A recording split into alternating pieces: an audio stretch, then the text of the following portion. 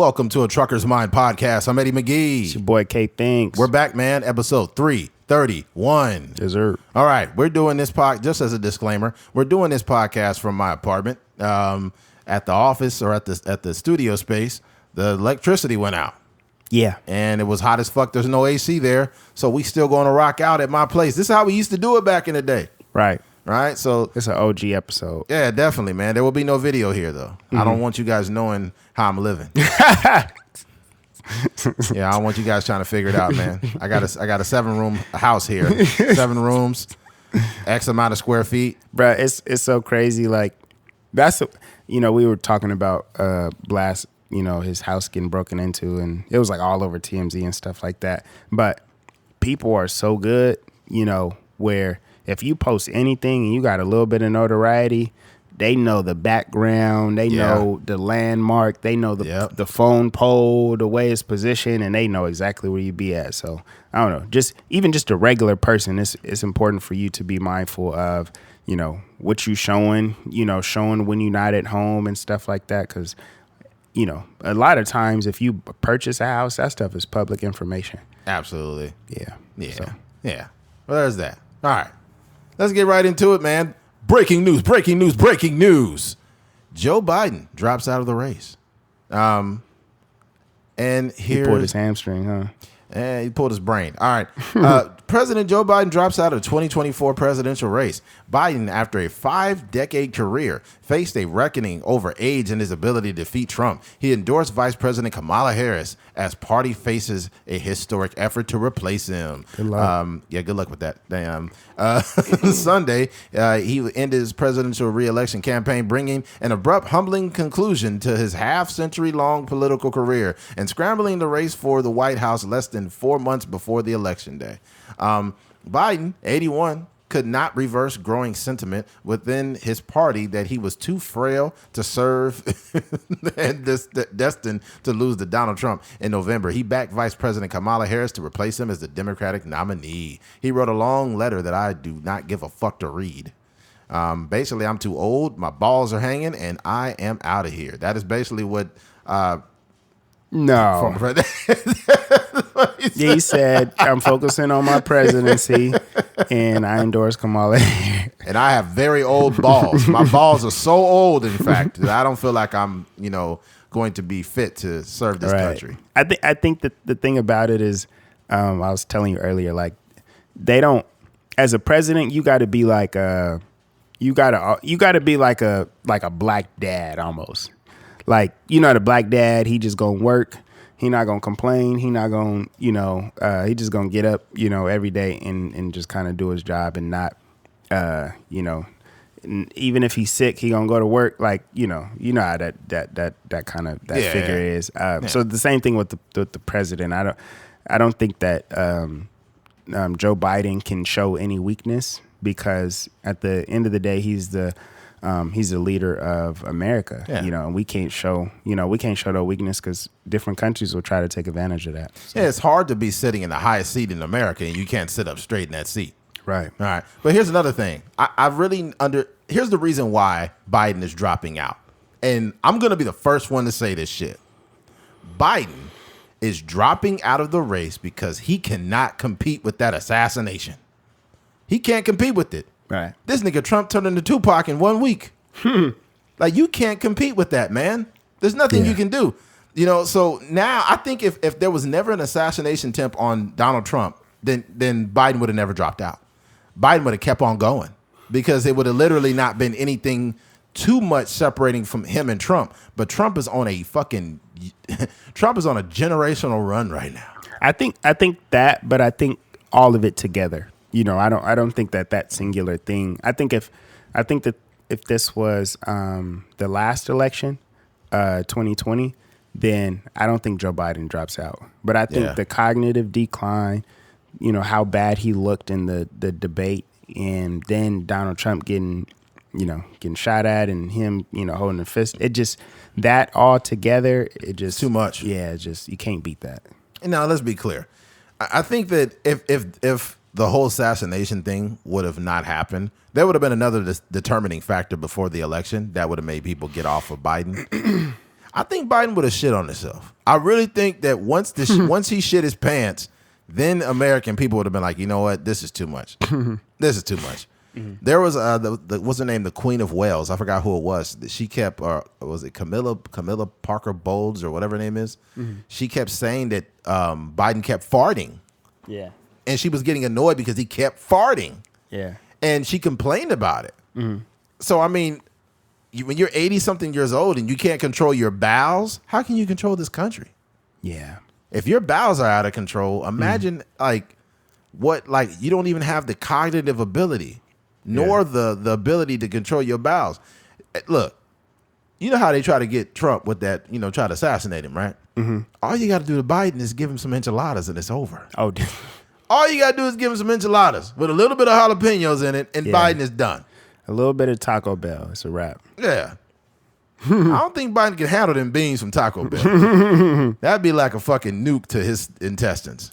Yeah. I just, obviously, like I said, we can't say what really is going on, but I want the truth eventually. Like maybe in 10 years or so, there needs to be a book that comes out and says Joe Biden, he when he got elected, he was obviously showing signs of a little bit of dementia and Alzheimer's, and he had this ailment and that's why he dropped out. But yeah, this is not looking good for the Democrats right now. So I just don't think Kamala Harris. I think if Kamala Harris, she was gonna have a hard time anyways, just because Trump is really that guy when it comes to like just garnering attention. But they say it's like 107 days left. So for her to try to, get some steam going, in this last 3 months or so, I don't see nothing going on. Not at all. And just to proof check myself, here it is, November 12th, 2021. It says the Duchess hasn't stopped talking about Biden's fart. An informed source told the Mail on Sunday, in what may be the greatest use of media sourcing in years, move over, deep throat, here comes deep colon, right?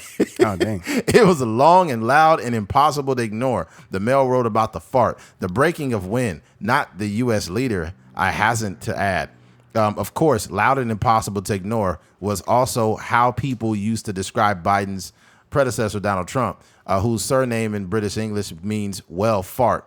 Trump himself was no stranger to embarrassing mishaps of the British royals. So, I mean, both of these guys are shitty then. I wonder whose farts are worse, Biden's or Trump's. I feel like Trump's diet is worse. Yeah, Trump probably got, Trump, he be eating fast food too. For sure. He's still digesting shit from the 80s in his fucking stomach. Like, that fart was very special fart. It was a very kind fart. Lots of fries. Good people on both sides. Love soul food. The blacks made it for me. This nigga's crazy. Yeah, I mean, look, man, there's not a whole lot to say here. These are my hopes, because Kamala Harris ain't winning nothing. She's probably the most non-factor vice president we've had in a very long time. You just don't really see her. You don't really see her very much. She just pops out, hey, guys, I need you to come down to the polls and vote for us and the Democrats and get us. And it's like, I mean, come on. And what made me kind of like, not mad, but I just really don't care about Democrats these days, nor Republicans. I was watching, it was the BET Awards. And she was just like conveniently black. Right. She was just like, we got to get down there. She was like using like black lingo. Like, you're like, I forgot what she was saying, but it was so fucking cringe. Right. And I was like, Kamala is just like, she's black, but she's like black junior. Like you're just black enough to be considered black. Right. Like if I seen you out and about, I'd be like, wait, are you Indian? Oh, okay, no, you're black. You're black. Yeah. Yeah, but it was annoying. It's like, come on, man.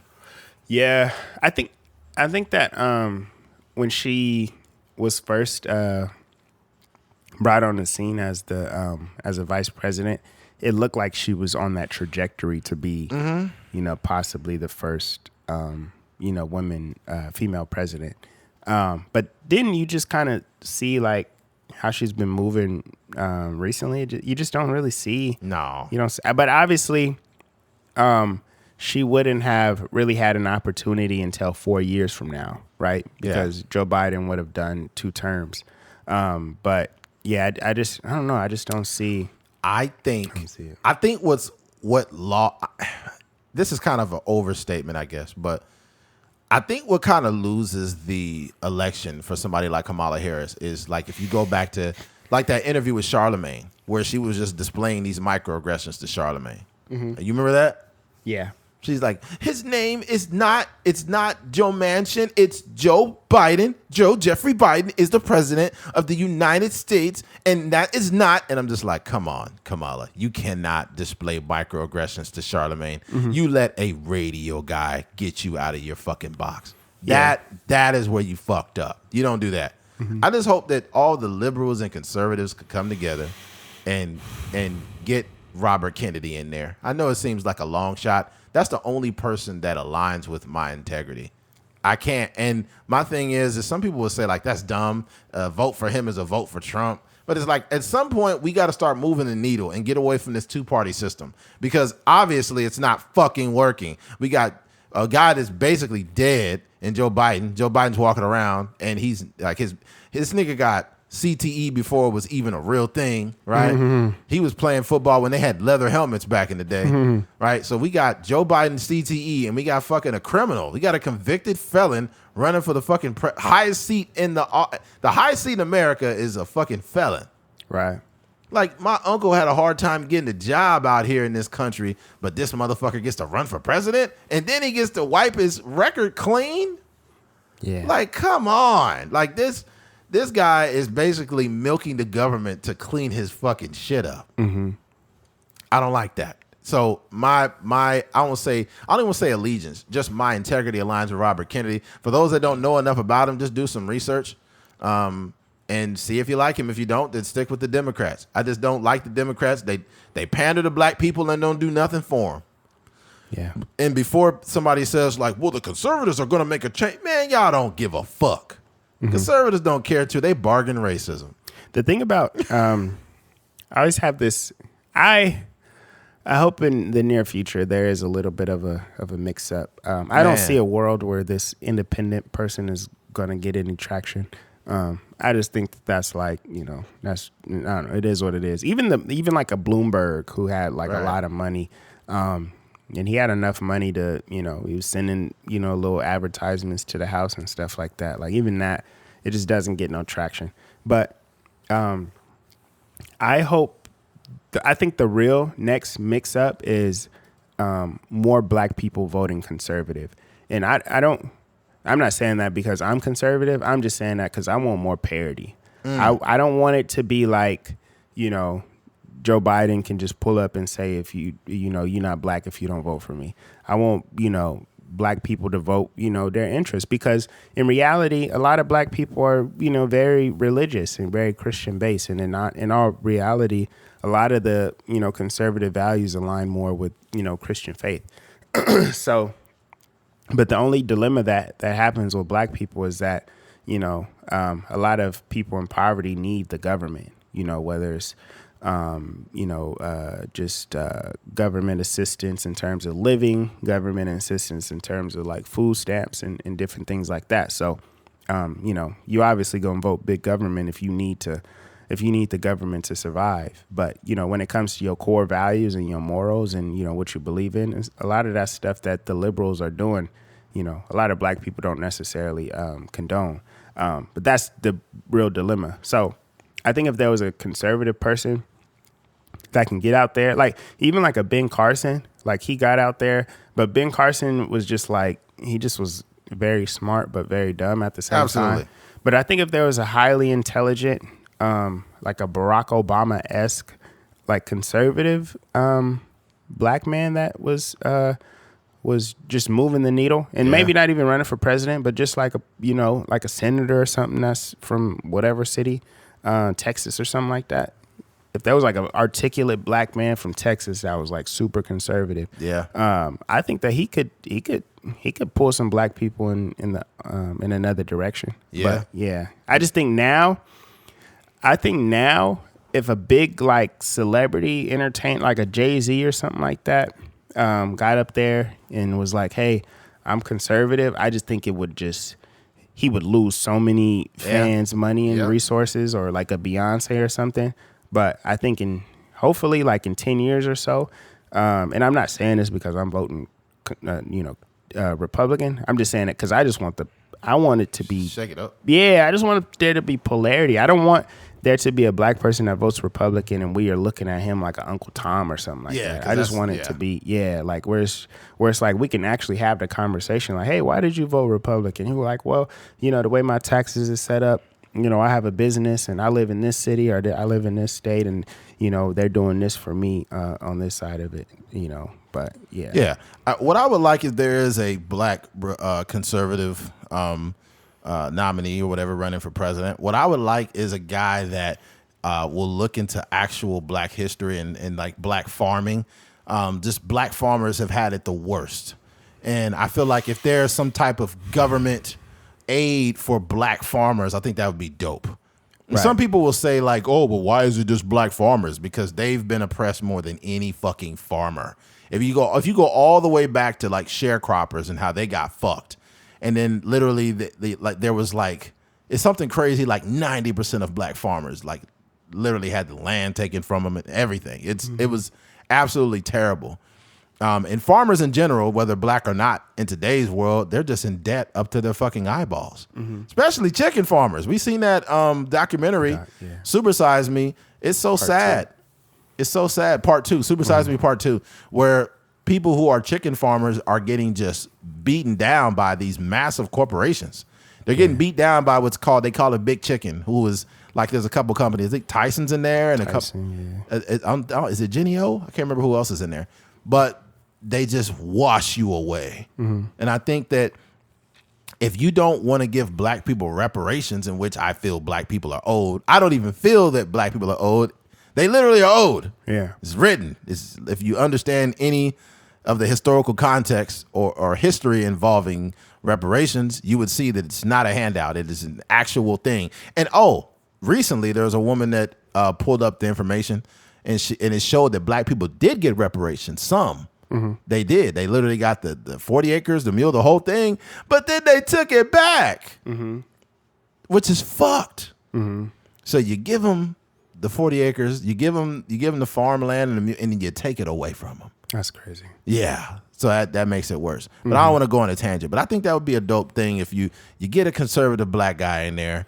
And, he has different views, but he wants to incentivize black farmers. I think that would be fucking dope. That would be dope. I think that would be like reparations on steroids. Right. Yeah. My thing with reparations was always like, there's a way to, politics is all about kind of hiding stuff, right? Yeah. Like when it comes to, I don't know what it looks like for, they have this, I think Elon Musk might have posted it, but it was like, basically bigging up America, and they talked about the median incomes from all these different cultures, like Asian Americans and Middle Eastern and all these different things, and obviously black people weren't on there, but some of it was upwards of 100,000, and it was like pretty crazy.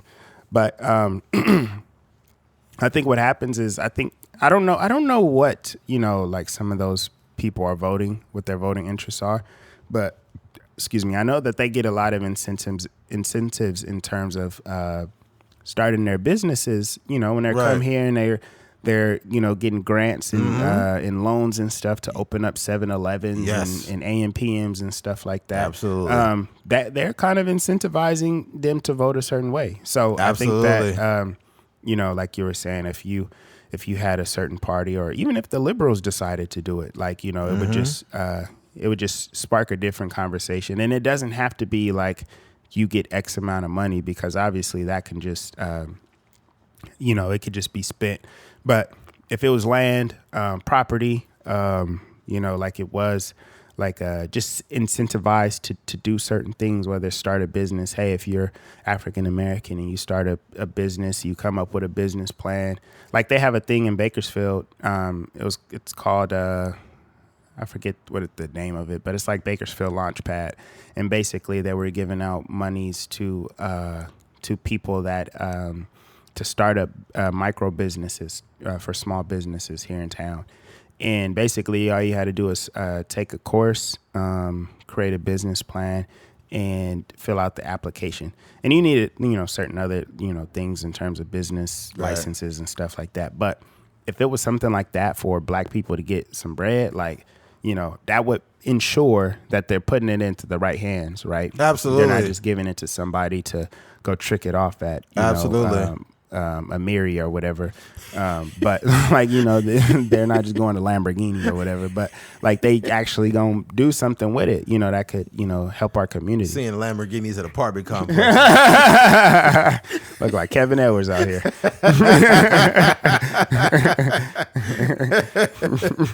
Yeah, like, I got 3 pit bulls and a Lamborghini, man. Shit.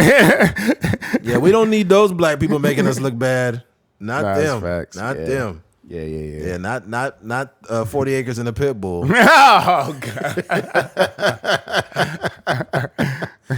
Yeah, that'd be dope. But yeah, I mean, as far as that goes, restitution / reparations historically, if you look at them from other scenarios, such as the Japanese, they got put in internment camps in the 40s during like that Pearl Harbor conflict. They got paid. Native Americans, they got land. So the reparations is not a new thing. It's not exclusive to Black people. But I do think that Black people are owed that. People may say like, "Oh, well, reparations is affirmative action is based." Nope. We need actual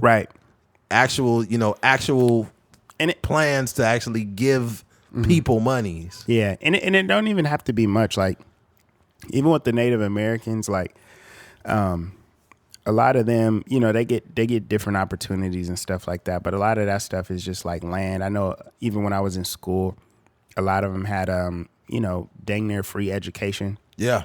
Based off of, a certain grant that they got for being Native American. And I went to New Mexico State, so there's a lot of Native Americans in New Mexico. So, just like stuff like just incentivizing us to just be great. I think that's a perfect way to kind of like hide it into, and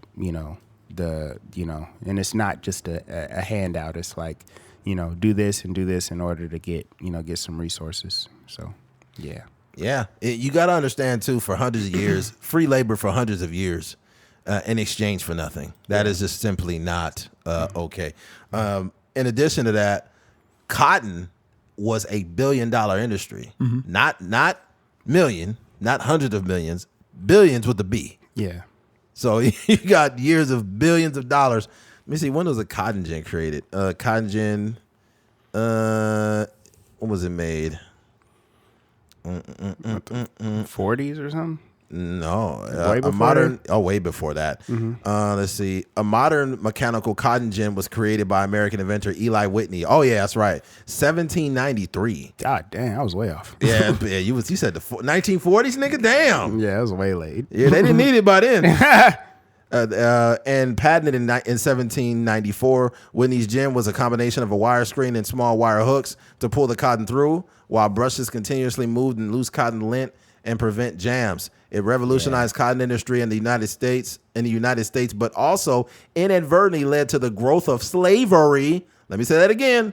Inadvertently led to the growth of slavery in the American South. Whitney's gin made cotton farming more profitable and efficient, so plantation owners expanded their plantations and used more of their slaves to pick cotton. Yeah. Whitney never invented the machine to harvest cotton. It still had to be picked by hand.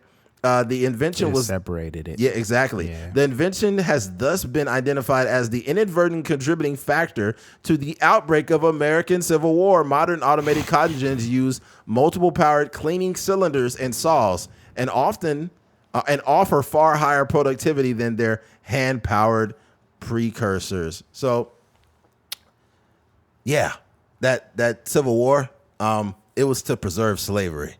It was $1 billion industry. That's why I had to look up the cotton gin. There's a legitimate correlation to that and the advancement of slavery. Like they already had slaves, but now they got slaves with, it's basically like slaves on electrolytes.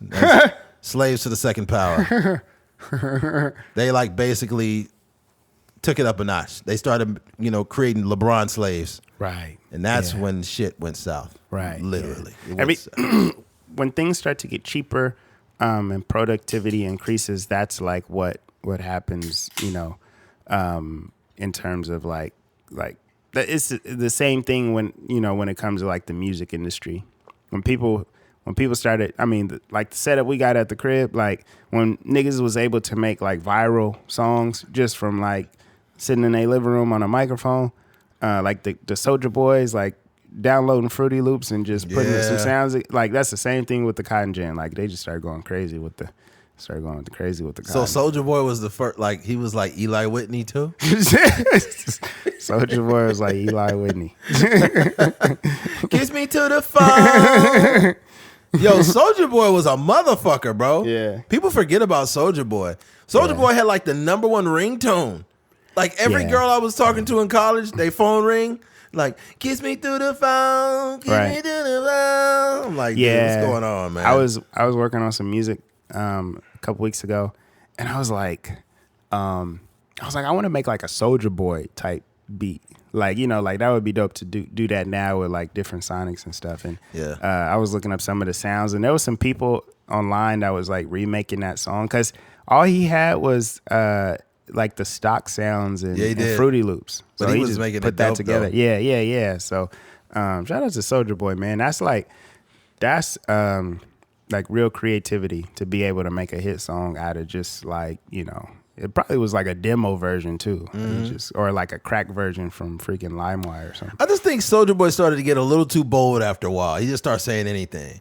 Yeah. Like, word around town that my dick tastes like ribs. That was a crazy line. What the fuck did you say? The thing with Soulja Boy, I think that, and this is the thing with everybody, you have to grow. Yeah, right? absolutely. And I think that with Soulja Boy, if he came in like that, just doing like the dance song, and then he really worked on his craft to where like he started getting a little bit more, better production value and like making a little bit of better beats and stuff. Like he could have grown into like whatever. But when you just kind of stay in that realm, like, that you just kind of get timed out. And he caught another hit later on with the he had one recently. It was like a couple of years ago. He had a little viral TikTok song that was going crazy. I forgot what it was, but yeah, I don't know. That's the biggest thing for anybody, like whether you just a podcaster, a musician, a screenwriter, whatever. I think every time you jump into the studio, like you should be able to see like some progress, because that just shows fans you care about the content that you're putting out. Yeah. It's certain like it's certain songs that just don't lose they luster. Like the simple songs. The song that has never like went, I don't say not went out of style, but when it comes on, it's got the same effect. What's You that? remember that song? Throw that ass in a circle. Oh yeah. Throw that ass in a circle. Yeah. That's the thing. The telltale sign. Some songs are hits, but they're not hits, if that makes sense. Right. Like there's a lot of songs that'll come on at like little functions and stuff like Right. that. Like that song, not like a family function, but definitely like sometimes when it come on, you'll just see people get up and start dancing. But those like the Cupid Shuffle type of songs, and those songs are always gonna come on at like parties and weddings and stuff like that. But yeah, it's I don't know. That's why it's so cool. Like, being a content creator in general, but definitely being a musician. If you set your business up right and you just catch one, like you could really be like living off of like a song like that, like Throw That Ass in a Circle. Somebody could have just made that, like we were saying, in their living room or something like that, and they could just be living off that for the rest of their life. Yeah. Getting like little, decent checks every quarter, Bro, a few thousand. I think one of the number one songs like that, and it's a huge hit in like New Orleans, is like down, down, do your dance, do your dance. Like songs like that last forever. The other one, do the left, do the left. Well, that's the same song. Yeah, right. What's another one like that? Is that the dude that passed away? No, that's not him. The one we thinking about, to the left. Yeah. Take it back now, y'all. Yeah. One hop this time. Yeah. Pimp. Two hops this time. Pimp, Yeah. slide to the left. Pimp, Right. slide to the right. Pimp it crisscross. Pimp it crisscross. Everybody clap your hands. Clap, clap, clap, clap, clap, clap, Yeah. clap. Right. You guys get the drift. I was seeing how long I could do that before Keith was like, all right, man. Nah, I'm engaged. I'm dancing. I think that'd be a good practice for Joe Biden to test his cognitive ability. Dang. Like they were telling the crisscross, that nigga just be clapping his hands. If he could if he could follow the steps to, the Cupid Shuffle, that song, whatever, like all them little dance songs, niggas don't know the names of it. They just know, like, that's how they ask to DJ, hey, play that to the left song. Play that song by the Blacks. What's the group? What's the name of that group? The Blacks, right? Hey, this nigga Trump, not Trump, but Biden, they would have knew Biden was fucked. Like let's say we elected him president and that nigga would have came out with a nightgown on or something. Oh, dang. They'd have been like, oh my God, Biden, you got to go back in there. You can't come out. I think after he had he made an appearance somewhere and he turned around and he shook an invisible hand. That's when I knew he was fucked. Yeah. I wonder what that, like, there's probably going to be a movie about it some years from now, but I wonder what that looks like behind the scenes. Like, because it doesn't happen that drastic in just 3.5 years. You know what I mean? Like, there had to have, at least from my experience, like from my experience with my own family, it kind of progressively gets like that. So I would imagine when he, was, running last time, there were signs of him kind of forgetting things or, not being as sharp cognitively as a president should be. I'm sure Barack told him, Right. like, Joe, you can't do anything right. What's going on? You got to run now before your light turns off. The lights. He seems like he's a person that would Barack seems like he would communicate through idioms. Right. Like, oh, your light's dimming. Your light's getting dim there, Joe. Yeah. You got to run now before it's too late. Yeah. Yeah. Yeah. He pulled up to Starbucks. Hey, let me get a large cup of Joe. What do you want? Let me get a large fry. Joe, this is Starbucks. That's Scranton. I'm just Joe Biden. I'm just a kid out of Scranton. Just a kid out of Scranton trying to make my company better. I'm gonna beat Donald Trump in 2020. Yeah. I ain't gonna front. I do feel bad for Joe Biden. Like, I don't. He just timed out, man. I don't at all. Joe Biden is expired. Yeah, Joe Biden is. Yeah, literally, he reminds me of an item in the. Joe Biden reminds me of a item in the meat department that was expired 2 weeks ago. Yeah, exactly. Right. Yeah. He's just not usable. Right. It doesn't matter how much red dye you put on him. You cannot put him back on the shelf and sell it. Right. Because that meat is rotten. Yeah. Got that stench. Yeah, that guy's done. All right, let's go and move forward, man. Switching gears. Amber Rose. Speaking of bald-headed people, Amber Rose. Recently, they say she clapped back at somebody that got on her for her endorsement of Trump. See here.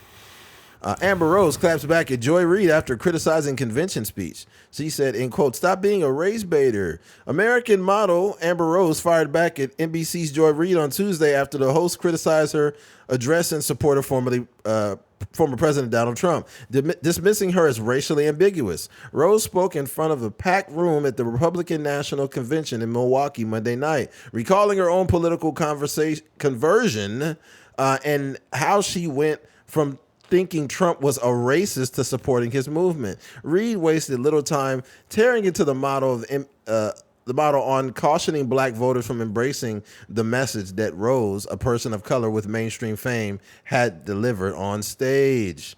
She's racially ambiguous, in quote, "I don't want to say she's black because she said she's not. So I don't want to say this black woman," Reid said. "This woman who is whatever race, she has claimed, she says she's not black, but brought somebody whose whole career is based in black culture. Her whole culture came from black culture, even though she says she's not black, a black person herself. And the fact that she is now the person they're using to try to recruit young people of color and to say that this is the person who is the endorser of Donald Trump. Okay, look here, man. Here's my thing. I feel like Amber Rose has the freedom to support whoever she wants personally, right? But here's my problem with Amber Rose. We don't even got to go to the race thing. She has been historically extremely liberal. Extremely. Started off as a stripper. Very liberal. It talked about sexual liberation and freely having sex. Very liberal. Had what we call a slut walk, where she was like, it was a walk that celebrated. Let me look it up verbatim so we can understand how liberal this was. Slut walk. I just want you guys to get an idea of what that is, right? Slut walk is a transnational movement calling to an end of rape culture, including victim blaming and slut shaming of sexual assault victims. Participant protests against explaining or excusing rape by referring any of the aspects of women's appearance. The rallies began in 2011. Okay, I don't know if this was Amber Rose doing. This was hers? What am I reading? Women should avoid like Joe Biden over there. Yeah, I don't know what I'm reading here. The protest takes the form of a march mainly by young women where this is not, I don't think this is what Amber Rose's slut walk was. Yeah, this is 2011 before her slut walk. So this is like a real slut walk. So let's see. Amber Rose. Put that next to it. Hers was something a little bit different.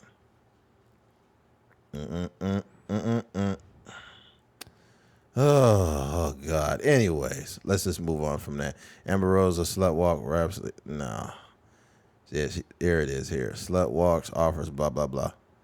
I think hers was more or less based on slut shaming. But no, that's not true. Hers also talked about rape survivors. Okay. So here's the thing. That's not a bad cause, but hers is also about the shame of sex also as well, which is more of a left-leaning thing. As far as the rape is concerned, there is literally no excuse for anybody to ever be raped. So let me make that abundantly clear. Right. Okay. Right. But historically, she has had very liberal, left-leaning views, very open sexual stuff, and all of a sudden, she's endorsing Trump. I could read the. I found a little Wikipedia thing under the slut walk. It has Amber Rose. It says, Amber Rose is an American famous for her outspokenness concerning feminism and her relationship with other celebrities such as Kanye West. She notes on her website that she did not start the slut walk, though she is bringing more awareness to this matter by educating the public. There we go. Amber Rose Slut Walk Festival is held in Pershing Square in Los Angeles. It hosts many activities, including live DJs, sign making, educational booths, photo fun, free breast cancer exams, and HIV testing. It is open to volunteers, staff, and attendees of the Slut Walk must be at least 18 years old. 2016 Slut Walk sponsor Subway, blah, blah, blah. Yeah, that's pretty much all it says. But yeah, I guess it's she kind of piggybacked off of, what it had already been floating around. So it's probably a multitude of things. I'm sure there's like some bringing awareness to rape victims and slut shaming and, part of that whole Me Too movement and, all those things. So, yeah. But yeah, I think, just the aesthetic of it, it has a lot of like pride people there, a lot of rainbows and a lot of, people dressing a particular way. And I think that you're right. That leans more towards, more of a liberal kind of aesthetic. And that's my thing, though. My thing is not to even invalidate whatever she's done. My thing is to say that she's had a lot of left-leaning views. And that's also not to say that somebody can't change their mind. We're all with you have the right to change your mind with new information. I've done it myself. But hers is so wild. The amount of sexual liberal stuff she's done, I don't know how much you change overnight. But what I can say, and I can't confirm this, but I'm speaking with my heart right now. Mm-hmm. That check was nice. That check was motherfucking nice. Mm-hmm. Oh yeah, that check was nice because it seemed very robotic. Mm-hmm. It seemed very robotic when she was reading that fucking teleprompter. Mm-hmm. I'm like, okay, all right. I wonder what Wiz Khalifa thinks about this. Maybe he's just high as fuck. Yeah. He's like, dang, man, my baby mama out here wilding.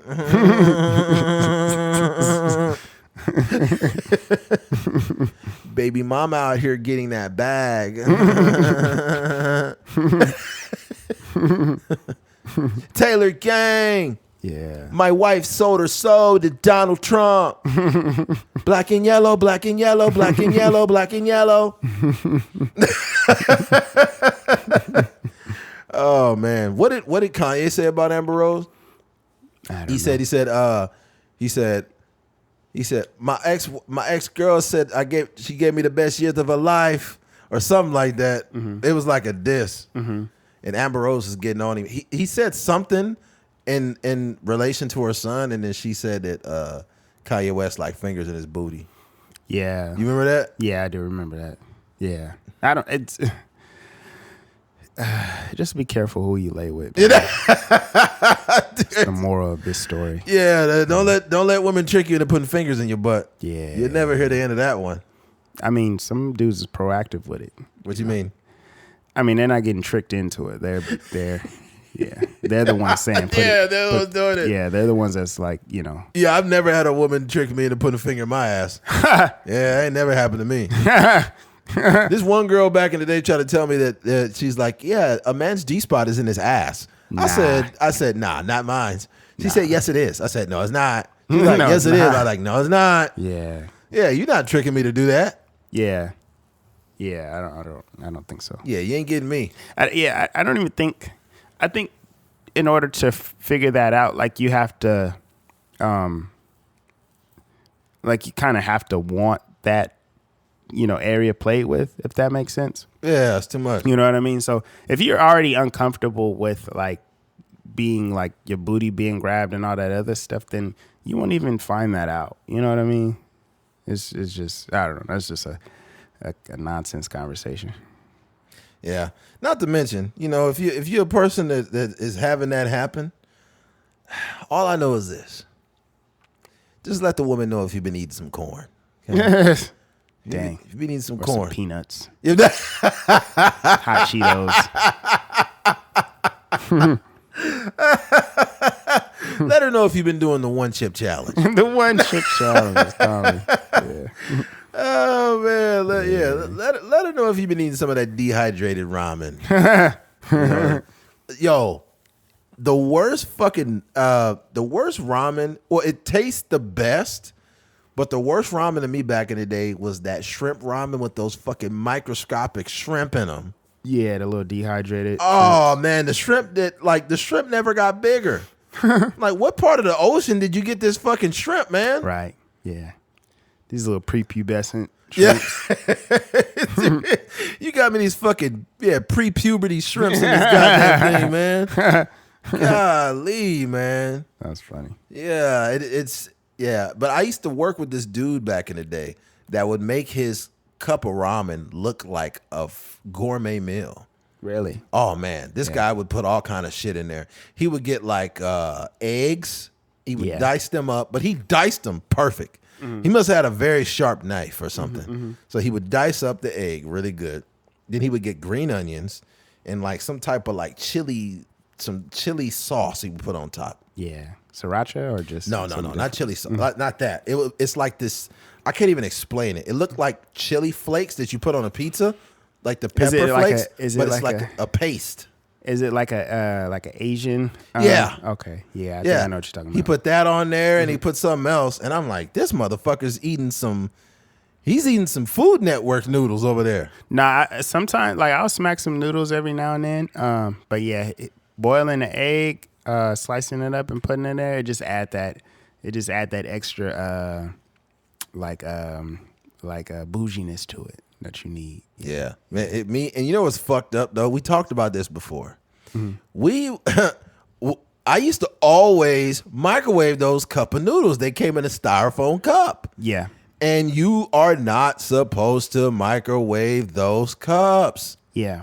So what's happened? I mean, this is the thing that sucks. We've been eating so many fucking chemicals our whole lives that, I mean, I probably got about 50% styrofoam inside of me right now. Right, yeah. I got dehydrated shrimp. My body has absorbed so much dehydrated shrimp and styrofoam. I'm basically a fucking styrofoam box. I'm a styrofoam box at this point. Yeah. I was telling you that the new microwaved versions. Yeah, the cups. Yeah, they don't hit the same, dog. I don't know if they switched up the flavor. No, or what. it's because the flavor that we were eating was styrofoam. The styrofoam was giving it the flavor. Yeah, man. So that's the thing. Dang. So I hope that at least Donald Trump can make styrofoam great again. Come back in here. Bring back the styrofoam. Put the goddamn styrofoam back in the noodles now. Right. We need to eat like prison inmates out here. Right. We need to be in jail and be free at the same time. Yeah. No, I bought them from my vending machine, and then there was like a bunch left over. So I was or like sometimes I don't eat it that often, but if it's just I need something real quick, at lunchtime, and I'm working on something, just throw something in the microwave or whatever. But honestly, I now if I do it and I don't have the microwave safe ones, or even sometimes if I do, I'll like boil the water first. Yes, that's how you're supposed to do it. Yeah, you're supposed to have a hot water source. And the way you're really supposed to do it is get a hot water source. You know how they got like the jugs of water and one side's always hot? Yeah. You're supposed to get that hot water and then put it in there and then leave the lid on top. Yeah, for 3 minutes. Yeah. Yeah, I guess. But I know when you're hungry and you're broke, you don't got 3 minutes to wait, man. No, you got to wait 3 minutes or you're going to be eating some hard noodles. Yeah. But those noodles always tasted better to me, those. I like the cup ones more. The cup ones taste better. But the thing about it, though, if you want to cut all that salt out, you submerge it in that salt and then you pour the water out. Yeah. It's going to keep dilute the salt a little bit. You're probably getting rid of like what 50% of the salt. At least 50% because it's still going to retain that flavor. Yeah. Right. Those dehydrated shrimps hold a lot of salt. Yeah. Right. They may be little shrimps pack a big sodium punch. Right. Right. It's gonna get that blood pressure nice and high for you. Right. But the thing about it is once you fill that up to that line up there at the top, and when you pour it out, the flavor's still in there without all the salt. But I think it had like shrimp and corn and peas and shit in it too.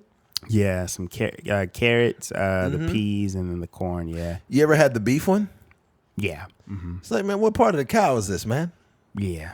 That ain't a part of the cow. This little square piece. A little square steak.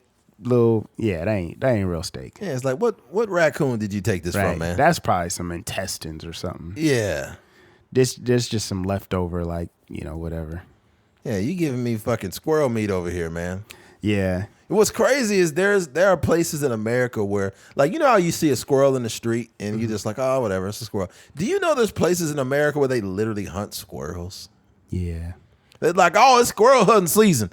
I was listening to this dude on, I think it was a Theo Von podcast, and he said that the first day of school in, I think they're not in Baton Rouge, but they're like a school in Louisiana or a place in Louisiana, right?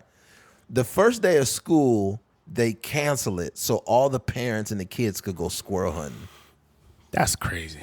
Yeah, but I know, like, it's only crazy just because we not from there. That's probably part of their culture. Yeah. But I know, like, my family on my dad's side, they're a little bit more country, and they go like rabbit hunting. You know? So I would imagine somebody would look at like a jackrabbit like, "Oh, you eating that?" But my uncle and them, they'll cook it up. That mug is low key fire. You season it right. I just seen a TikTok today of this nigga eating a snake, bro. He was eating a python, bro. He deep fried it. I believe it. He's like, yo, we got this snake right here, man. I'm making a donut. It was literally a donut. It was a donut snake burger. That's crazy. This nigga took 2 donuts and a fried snake and a beef patty with bacon and made it into a burger. Yeah, we just not hip. That mug probably hit. You know, if you from the South, you from Mississippi or something, you probably Florida, you probably eating good. Nah, let me see if I can find it. It was literally today. I think I sent it. Let me see here. This is fucking insane. This guy made a snake burger, man. Okay, let's see here. Where are we at? Where is the snake guy? I know it's right up here somewhere because I haven't been on TikTok that much today. I sent it somewhere. Damn it. I'll find it some other time. Yeah. But yeah, he deep fried this snake, man. And the snake looked fucking horrified. Like however the snake died, his face was like, I can't believe this nigga killed me. Did he do anything? Like, did he skin it or like how did he skinned it and it looked like he put like a rub on it. Like he put like some type of seasoning. And the snake just looked like, imagine a snake, right? Like just a snake in its natural habitat, except it's just got seasoning all over it. That's weird. Yeah. Yeah, this nigga cooked it like, and he cooked it 2 different ways. He fried one snake and then he barbecued the other one. Oh, dang. I'm like, this guy is a fucking maniac. Throw it on the grill. I wouldn't trust this dude around my family. I think this nigga's a cannibal, man. God dang. I'm looking at some of these little things. I got him on a skewer. You see it? Yeah. Is he like big snakes or no? Yeah, they like coil like Yeah. they look like a windy road. Yeah. Like, what's up, y'all, man? We making donut snake burgers today, man. So I'm like, dude, you got a pink frosted donut at the top, a glazed donut at the bottom. You got snake meat on it. You got bacon and beef and cheese. Right. If you try to hand me that burger, I'll just tell you to fuck yourself. You got to think though. You know, people eat what's around them. Excuse me. So when it comes to I don't know, man. You hunted that snake down. It was minding its business. No, I'm just saying like culturally. Like, I would imagine like I don't know, like in Asian countries is, they got different delicacies probably because there's just culturally different things. I think now it's a little different because we farm a lot of the stuff. Yeah. And we probably farm the easiest thing to farm. Like it's probably easier to train a bunch of cows than it is to farm a bunch of snakes or, reproduce a bunch of fish in a tank or something versus, trying to do something different. But yeah. There's a video I seen too recently. I shared it to Instagram. This fucking swordfish, man. I don't know which one it was exactly because there's all kinds. I think it's like a marlin might be a swordfish too. But it was a massive fucking swordfish with a big ass pointed nose. Man, this fucking fish jumped out the ocean and jumped on the boat and attacked this dude, bro. And it was big. And the dude said, "Oh God, Jesus Christ, oh God." And the fish was like, "Bitch." And then after the fish attacked him, it just jumped back in the water. Yeah. I was like, this is premeditated, man. Nah, fish ain't playing. No, it ain't playing at all. Yeah, and then when I posted it on Instagram, I put, "Who are you guys pulling for? The man, the fish?" And everybody said the fish. Yeah. Oh man, there's a fish in the ocean that's so big it's called a grouper fish. I believe. A groupie fish? A grouper fish. It's fucking huge. It's the size of a Volkswagen Beetle, man. God dang. Yeah, those grouper fish get huge. Have you ever seen those videos or the pictures where the people like they'll catch the fish and it'd be dang near like the same size as them? You know how like people take the little post catching fish? Yeah. Oh yeah. I would imagine catching that mug would be like, nigga, your boat would be leaning over. Yeah, some fish that we catch, we should just leave them the fuck alone. Yeah. Okay, how big do they get? There goes one here. Caught a monster grouper that weighed more than the boat. Yeah, don't put him on the boat, man. Just throw him back. If he's that fucking big, just get him out.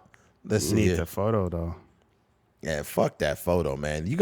Your boat's gonna fall in the water. Now you on the fish. Once that boat sinks down, now the fish is like, I'm calling my boys. Now you got marlins and all kind of different fish fucking you up. God dang. Yeah, somebody snatched one up. You see the grouper fish? Yeah. Let's see, Max That Lane. mug is ugly. Oh yeah, it's ugly. There's some small ones though. It's some small ones, but there's some fucking huge ones. He said, dwelling bony fish, growing up to 9 feet, weighing up to 660 pounds. God dang. Yeah, man, these motherfuckers are big.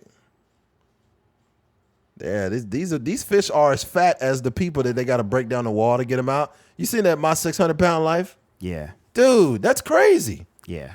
And what's crazy about these shows with My 600 Pound Life is they always have a relationship.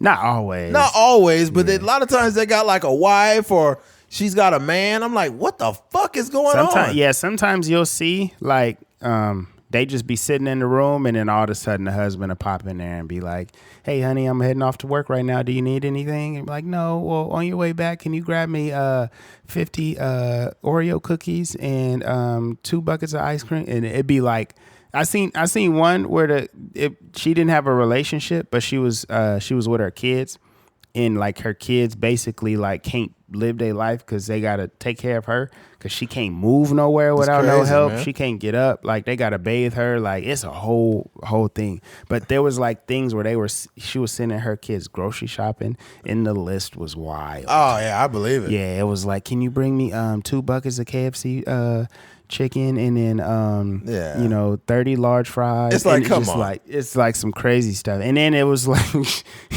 and then she would share a little bit, but for the most part she was knocking down all that food. Yeah. This one chick had 2 plates and they had like a stack of pancakes of like 4 or 5 on each one. Bruh. Nah, the craziest one I'm so hungry. I haven't eaten all day. It's like, you could go without eating for a week, man. Nah, the craziest one I seen, she couldn't make it to the kitchen, so she was cooking in the bedroom. Nigga, she was frying kitchen. She was frying kitchen on the bed. She's frying what? She was frying chicken on the bed. On the bed? Yeah, like she was propped up, but she had the little it was like a little electric skillet thing that she had, and she just had, on the bed? Yeah, she was frying chicken laying down in the bed. See, here's the fucked up thing, man. Yeah. If that chicken grease fell on her, she would be too fat to move. Right. And then it would fry her arm, and then she would eat her arm. Wait. I'm not gonna let this go to waste. Put some Lorries on that motherfucker and start eating her arm. Oh, that's crazy. I was watching. I did like a little deep dive on some of those episodes because I was writing a short film, and yeah, it's like every story is like crazy. It was one where they went to go see I forget the doctor's name. But it's like a specific doctor that they always go to on that show. But one of them, I know you're talking about that dude. Yeah. Yeah. I think he's like, I don't know what ethnicity he is, but anyways, they just loaded her up in a van and they drove her across the country basically. And when the lady got there, he was like, dude, this is dangerous. Like you did something very dangerous, like to be sitting in this thing, and like you could have not made it. And she was in the hospital for like 3 or 4 days because I don't know if it was like affecting her blood pressure or whatever, but yeah, she was so desperate that they just drove across the country. And they had to get like a freaking, like, I don't know, like a little, I forgot how they got her out, but yeah, they had a hard time getting her out of the car for sure. Yeah. Oh yeah. I think the thing that's fucked up is when they get so fat in their house that they can't get out. Yeah. They got to break the wall down. Yeah. One dude, they used a forklift to get her out, and there was, all you heard was deet, deet, deet, deet, deet. Broke the machine.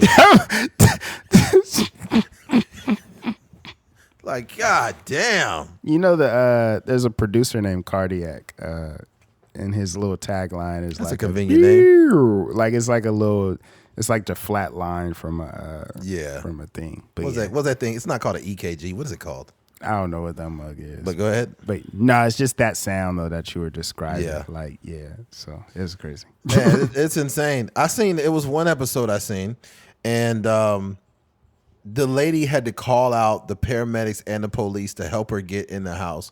And she's like, this stupid staircase is just so annoying. I hate it. Yeah. And I'm thinking like, the staircase is not the problem. You're 527 pounds. Right. And she fell down. There was one I seen that was crazy. You know those regular golf carts that you would have like on campus at a high school? Mm-hmm. This dude, he was big. He had to be over 500 pounds. And they said, hey, we'll get you home. Just go ahead and sit on the back of this thing. Nah. Bro, he sat on the back of it and the tires hit the floor. That motherfucker was on the ground like a 6'4" Impala. God dang. That whole golf course went down, right? I mean, the Yeah. golf cart went down in the back. Yeah. And they were driving it to get him where he was. And then he fell off the back. And he said, and I'm like, dude, I would be so frustrated with this person because, like, here's the thing. When you get into a situation, whether you're an alcoholic or whether you're on drugs, whatever it is, when you become so reliant on other people because of a decision you made yourself, that's fucked up. Right. You're ruining you're ruining everyone else's. Everyone else is miserable because you don't have any control over yourself. Yeah. You're 600 pounds, man. What the fuck, dude? Yeah. That ain't cool. Yeah. I'm gonna tell you the only thing I seen worse than my 600-pound life is hoarders. Yeah. Oh my God. The shit that they have on that show is insane. This one dude was hoarding a bunch of shit. Just a bunch of shit. I told this story before, actually. And he had a bunch of old drinks and shit, right? And he had a Mountain Dew that they no longer have. I think it was a Code Red. They ain't made those in years. And the lady said, you can't have this soda. It expired 9 years ago. He's like, leave it alone. And he's like, we can't drink this. He says, I feed it to the dogs and they like it. He just said anything. Yeah, I'm like, dude, those dogs' intestines look like fucking, God oh my damn. God, man. Yeah. That was insane. This one lady was hoarding. One dude was hoarding rats. That's probably was the worst episode I ever seen. Another one had a roach infestation that was so bad that they didn't even fix the house. They just basically burned it to the fucking ground. Like they literally took everything out of the house and broke it down. God damn. They had to fumigate it / like trench it off so the roaches wouldn't go to other houses. Right, because they would have just went to the neighbor's house once they got kicked out. Yeah, of there. man. That is disgusting. There was a lady that was hoarding fecal matter and piss. She was pissing in buckets and shit, and it was so bad that they didn't even fix it. They got her out. They took everything out of there, and they had to have people in hazmat suits. Oh, I believe it. Yeah, man. Yeah. Before we move on, my question to plumbers is why the fuck are you not wearing protective equipment? You ever seen a plumber like on TikTok, like, all right, we got to get in here with this pipe and clean this out. Right. All right now I'm going to take my handy dandy wrench. We're going to pull open this PVC pipe here. This is a pipe from 1927. I'm going to open this thing up. And then he fucking gets his big pipe to get that big wrench to get the lug nut off and shit. And he opens it and a bunch of brown water comes out. Yeah. And that's not just brown water. It's not brown because dirt got in it. That's fecal matter. And he's like, oh, we got a big splash coming out of there. That goddamn thing is, let me tighten it up. It's like, dude, that's shit water, man. You need to put some protective equipment on. Somebody have them some top ramen today.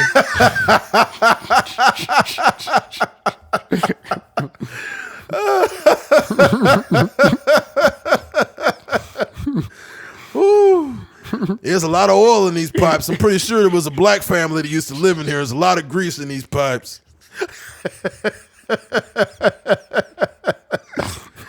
Oh, man. There's a lot of red salsa coming out of these pipes in here.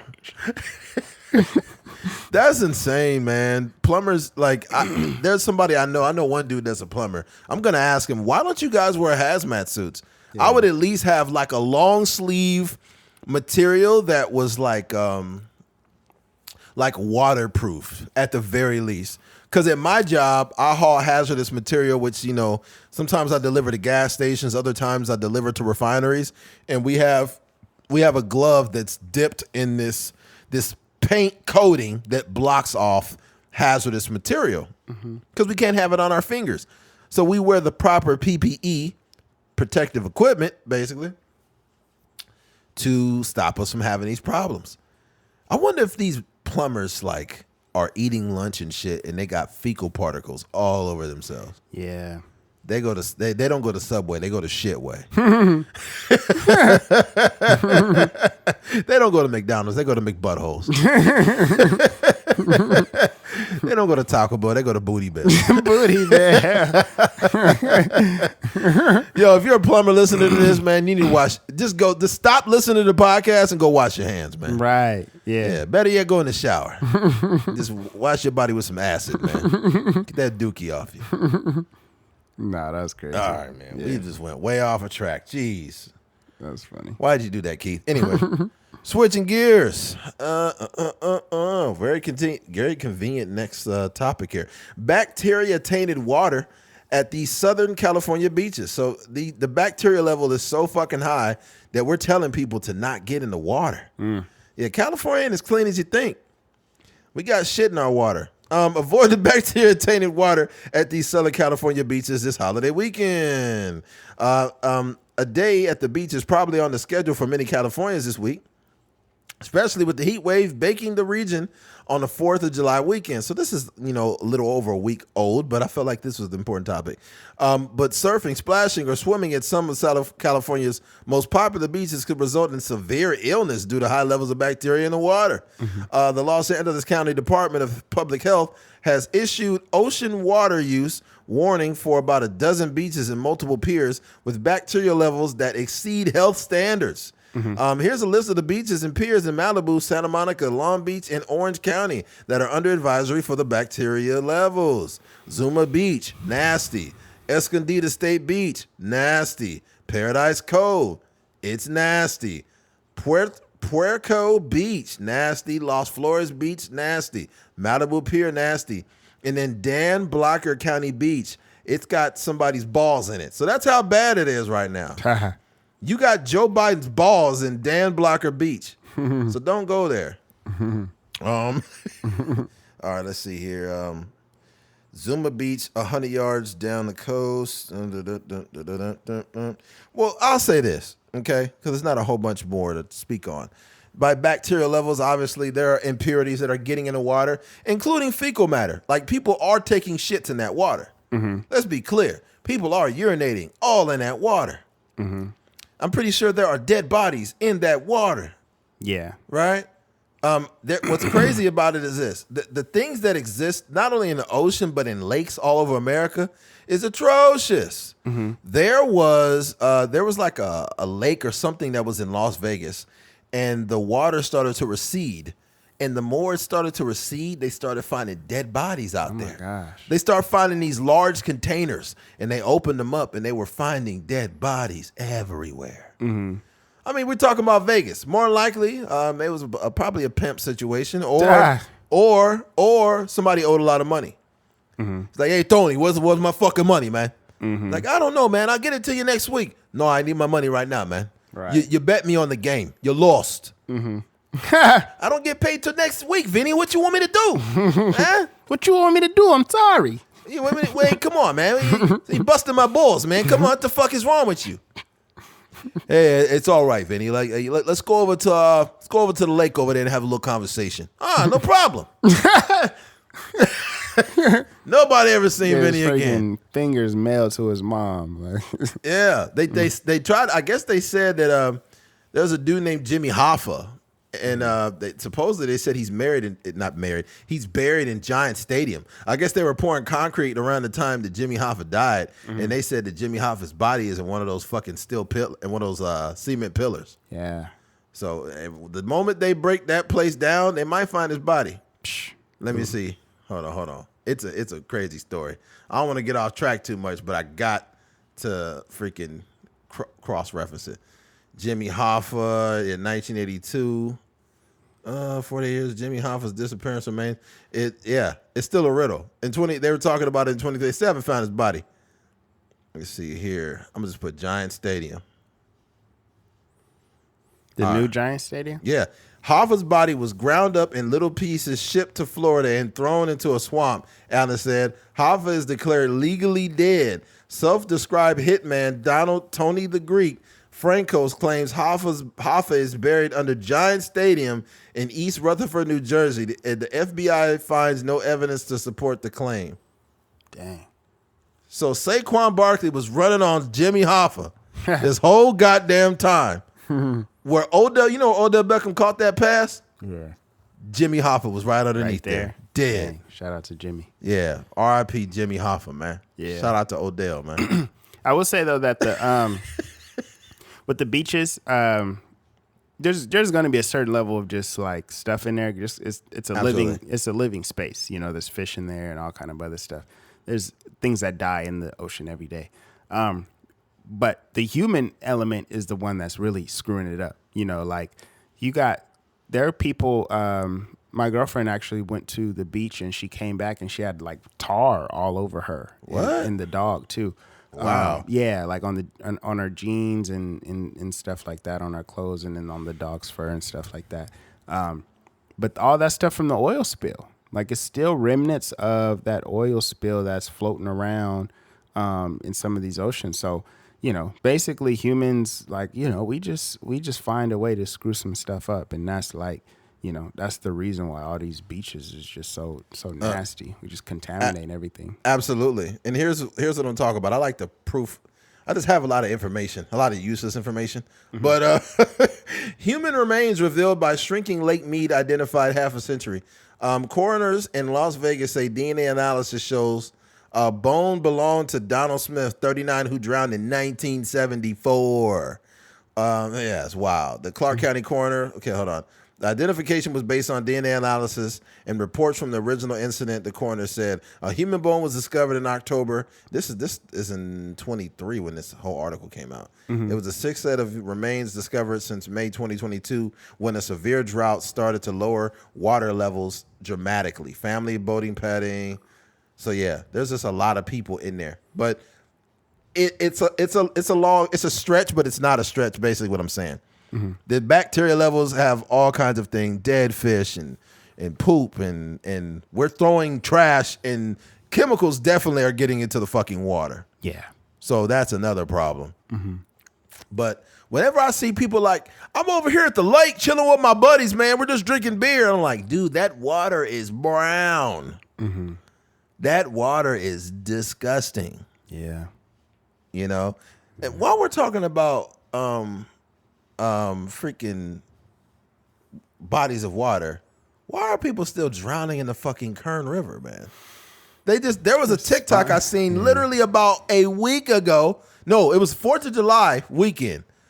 And somebody posted this video. It was a dead body floating down Kern River. Really? Yes. God dang. Yeah, but see, here's the thing. The reason why they let it fly on TikTok is because the dead body never surfaced up. You just see the dead body floating right. It was right on the top of the water, but it's right underneath it. And you just see, and the person was naked too. I don't know how they clothes must have came off. But yeah.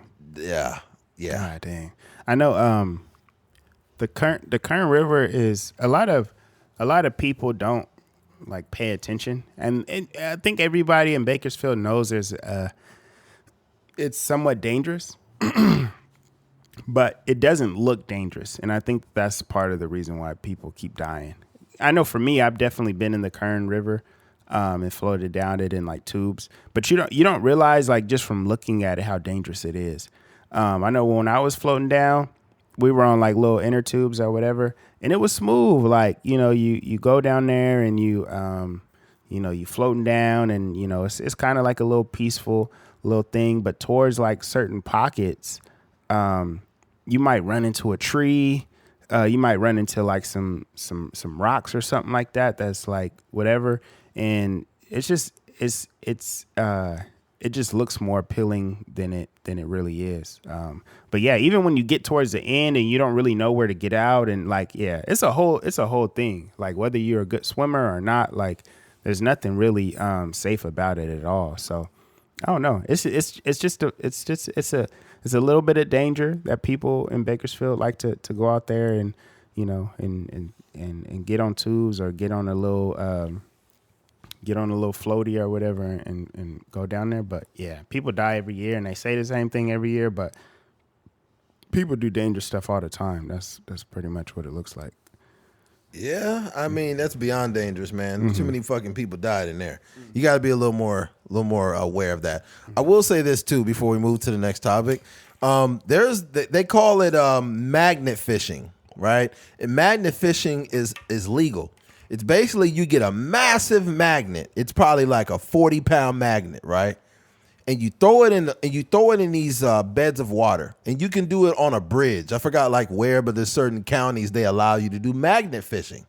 So you take this 40 to 60-pound magnet that's strong as fuck, and you connect it to like a big thick rope, and you throw it in the water, and whatever you pull up, you get to legally possess it. They've been finding some wild shit in there. They've been finding a bunch of guns. They found a cannonball from the Civil War, man. Literally, a cannonball from the Civil War came up. And they was like, what the fuck? They found too many dead bodies. They found cars. They was pulling like, oh, it's so heavy, man. What is this? Yeah. If you guys get a chance, just go look up magnet fishing. It's completely legal. But I don't know if I want to do it because they pulled up a whole chest. First, they pulled up a chest, or it was like a safe. It was like a safe that was closed shut. And in that safe, it was a letter. It was like a not a suicide letter, but it was like a confession. It was Like, crazy. to something illegal or what? It was cash in it, right? And the cash was not like perished. It wasn't like fucked up. It was like it said it was like it had a little bit of condensation, but it wasn't fucked up. So that thing was shut airtight. And they found some other shit in there too. Get the magnet fishing, the definition. Magnet fishing. I got a lot of useless information today, folks. I apologize. Oh, damn. These magnets get insane. But they don't even cost that much, which is scary. This one says 1,200-pound magnet fishing kit. So this could pull up to 1,200 pounds. 2 fishing magnets and 1 double-sided magnet with grappling hook, heavy-duty 65-foot rope, gloves, and carabiner. So you just get a carabiner and you got the hooks. This is wild. Wow. I think I seen something like that in like some animated movie, like a probably Disney movie or something like that. But they got a whole bunch of these huge magnets right here. And then if you really want to get shit out, and you have that, you know how on some of those Jeeps or certain cars you have that, it's like a tow line. Yeah, in the front. You put in the front, yeah. Yeah. You take that motherfucker, you hook it up to that damn magnet, you'll pull a whole car out that motherfucker. You'll pull a whole thing out. Yeah, you could take that to like what is those thing called? Like the Sunday morning, like a farmer's market. You probably get a bunch of fish. You could throw that thing down in there, and you could pull a 600-pound person out that fucking water. Yeah. Oh, thank you so much. I've been out here for years. Yeah. It looked like a bunch of people have kind of taken this. Dang, on you as just jumped right over my joke, man. Oh, my Fuck. bad. I wasn't paying attention. No, I said you could pull a 600-pound person out the water. Man. Oh yeah. I was like, God, that must have been the most non-funny joke ever. Keith just jumped right over the fucking joke. Yeah, man. Yeah. But now I'm seeing people that would be kind of interesting to go to the Kern River. Oh yeah. And just throw one of the magnets down there, because it looks like it's like a YouTube thing. Like a bunch of people are getting these magnets, and they don't have like huge ones. They have like some smaller ones. But you know, they, like you said, they pulling out guns and different things like that. Because you know how it is. If somebody go shoot somebody and they trying to just get rid of the evidence or whatever, they'll just throw the gun, you know, in the Kern River. And, you know, you're never gonna find that. No. I don't know, man. They found a lot of motherfucking guns. Yeah. A lot of guns. And sometimes they find ways to figure out who did what and who killed who. Some of these cold cases, the way they figure them out is insane. Right, yeah. You're like, what? How'd you do it? Where we at, man? 119. I think we could wrap it up with the next one. Yeah. Let's do it. Yeah, because I don't think we got nothing else. Those beaches are nasty, folks. Stay out of that water. Yeah. Before you get in it, just make sure, when you get out of it, make sure you wash yourself off. Yeah, don't go eat a sandwich or anything, you know. You probably got some dead body crumbs on you, so don't do that. All right, we're gonna wrap this up, but this last topic is interesting. Switching gears, overcoming lust. Now, this is just a conversation piece. There's no topics. There's no articles to read about this. And a lot of this is just personal observation. There is so much lust embedded in our society that we don't even realize that we've succumbed to all of it. Just the places we go, the things we do, the things we say, everything is just literally, we are just like saturated in lust. Mm-hmm. For example, I think a good example of this is, let's say you're trying to advance your life, right? You're eating better. You're going to the gym. You're reading scripture. You're going to church.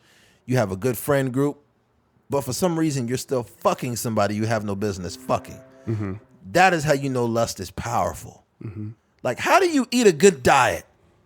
You read the Bible every day, and you still fucking somebody you have no business fucking. Mm-hmm. This happens a lot in society. Lust is like, it will put you in scenarios and situations that you don't even realize you're in. You will complain about the people that you date, like, oh my God, it seems like people can't get it together. Where'd you meet them? A bar, lust. Clubs, lust. Look at what you walked out the door wearing, lust. Men, look at what you're following on social media, lust. It's everywhere. Yeah. You ever seen, like, before people go out on a date or they go out to a club, like, does this make my boobs look big? Does my butt look big wearing this? And they're like, yeah, it does. All right, I'm going to wear this. Lust. Right. There are lustful eyes watching your breasts. And you wore that because it was based in lust. Everything we do is based in lust. I'm going to say everything we do, but most of it is. Mm-hmm. So being as that is the case, I think you have to work on that. We have to make a conscious effort that at least if we're doing something lustful, we know it. Mm-hmm. I don't think we know that we're doing it half the time. Yeah. And no, go ahead. Nah, and that's one of the bigger problems. Mm-hmm. Because here's the thing. This is how you know we live in a lust-driven society. If you've ever, and I'm guilty of this too, if you ever sat at home and you're like, oh man, I need some pussy, right? Here's the problem with that. You don't need pussy. You need food, water, and sleep to live. You don't need pussy. It's not an essential thing to have.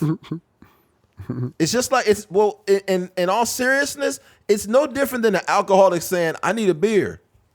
No, you don't, nigga. Drink some water. All right. Yeah.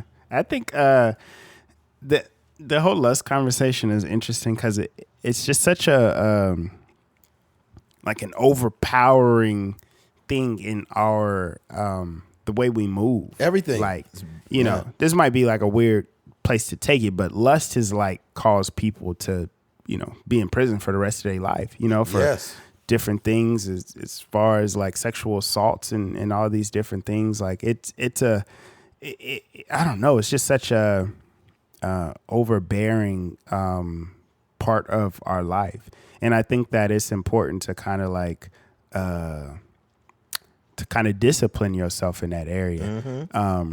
Less is called, especially when you're younger.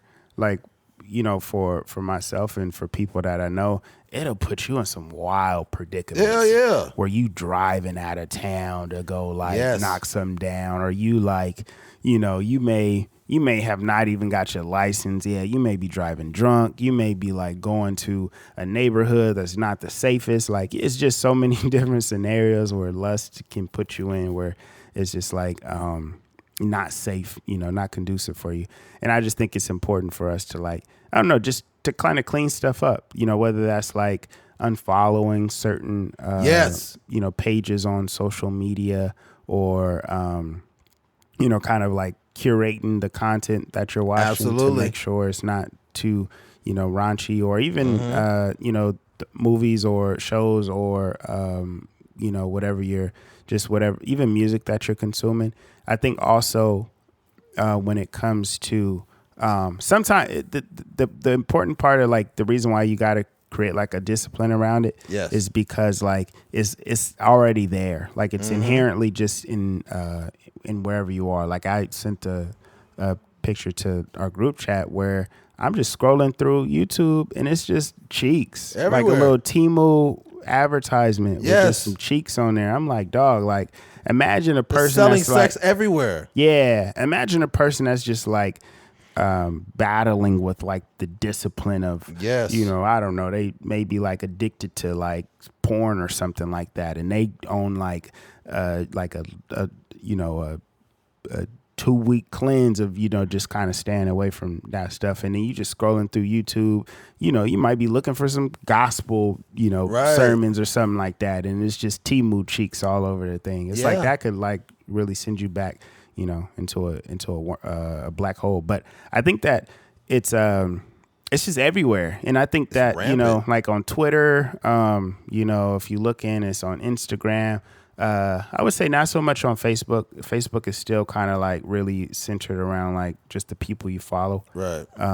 But yeah, pretty much everywhere else, you're going to find a lot of like, you know, a lot of TNA on there. So I think that the bad thing too is these lustful images. I think we talk about influence, right? I think that we're being influenced by lust and we don't even realize it. I think like when you talk about now, you know, men following all of these lustful images on social media where it's just ass everywhere. I was one of those guys about 5 years ago, 6 years, I was about 6. I just had way too much ass on my timeline. Just like Brazilians, Mexican women, black women, big old asses, titties all over my timeline. And it's just brain rot. That's all it is. It's brain rot. And what it is it's, you see even the BBLs and stuff that women are getting now, it's not because women are insecure about their bodies. They're literally being influenced by these lustful images online, and it's working its way out into the world. That is all that's happening. Like the leggings being pulled all the way up their ass. It's all lustful images online, and it's worked its way out into society. This is not me telling women what they should wear or what they shouldn't wear. What men and women need to understand is they're being influenced. That's all I'm saying. Because to prove my point, go back to 2010. How much of this shit was happening in society? Not this. Not this much. You got some people wearing shirts with they whole titties out, nipples showing through the shirt. In 2024, the limits have been pushed so far, you can't push them any further. It's nothing but lust.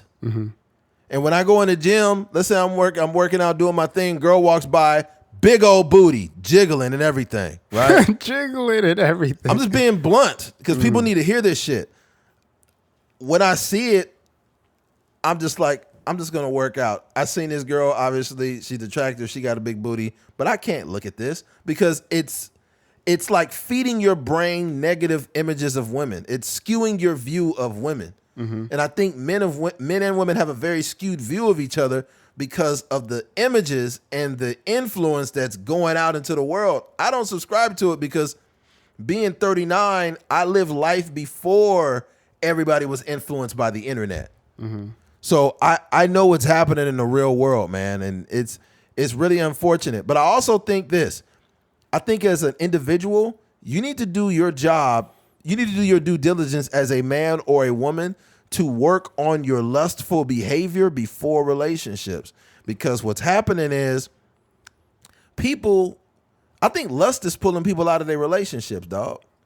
I think that people could be together 6, 7 years, whatever the case, and they breaking up. They think it's because they're having differences.